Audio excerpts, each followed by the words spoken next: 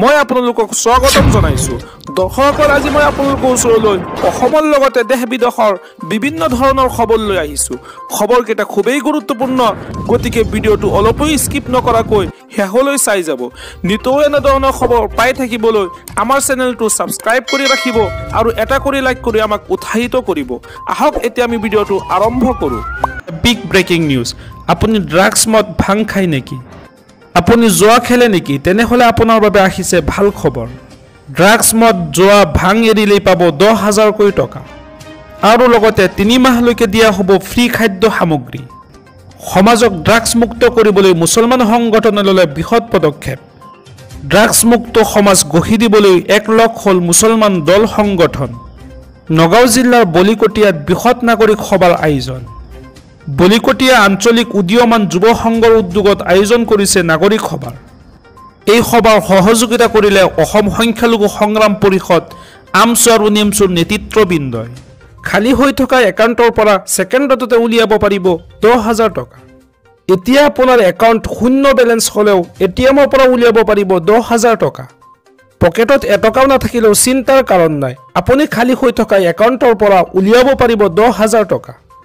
Overdraft সুবিধা থাকিলে আপুনি লাভ কৰিব 10,000 টকা।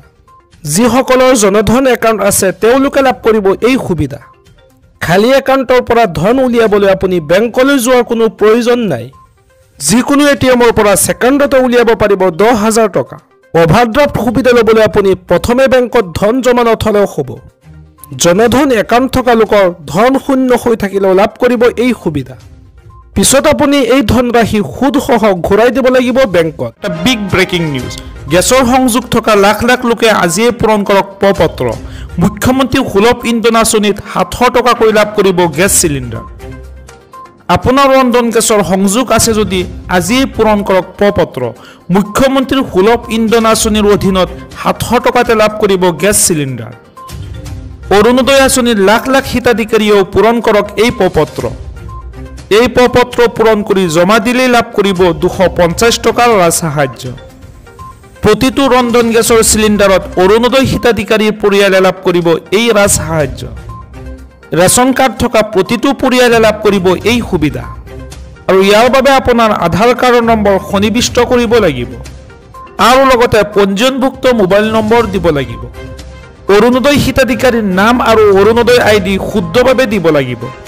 এই সকলোখিনি পূৰণ কৰি জমা দিলে আপুনি লাভ কৰিব 250 টকাৰ ৰাজসাহায্য।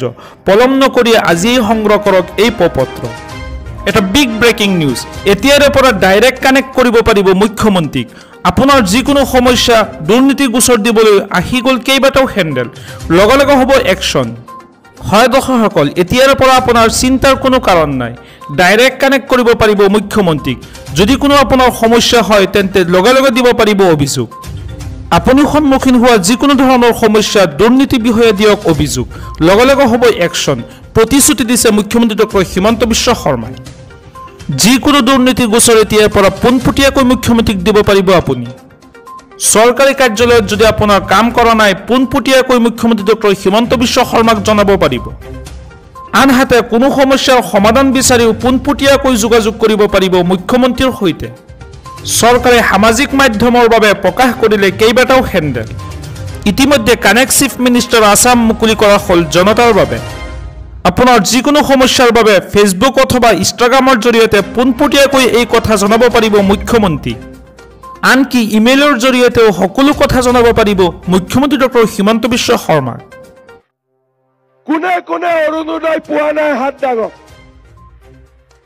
বঢ়িয়া। এতিয়া যিসকলে অৰুণোদয় পোৱা নাই আজিৰ মিটিঙতে মই ৰমা দেউৰীক 4,000 নতুন অৰুণোদয় চেংচন কৰি দিছো।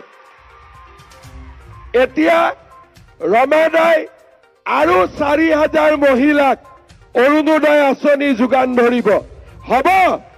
হবনে নহব? আৰু যিসকলে অৰুণোদয় পাব ফেব্ৰুৱাৰী মাহত মই আৰু এটা ডাঙৰ উপহাৰ আপোনালোকক দিম। হবনে নহব? এতিয়া কওক বিজেপিক ভোট দিবেনে?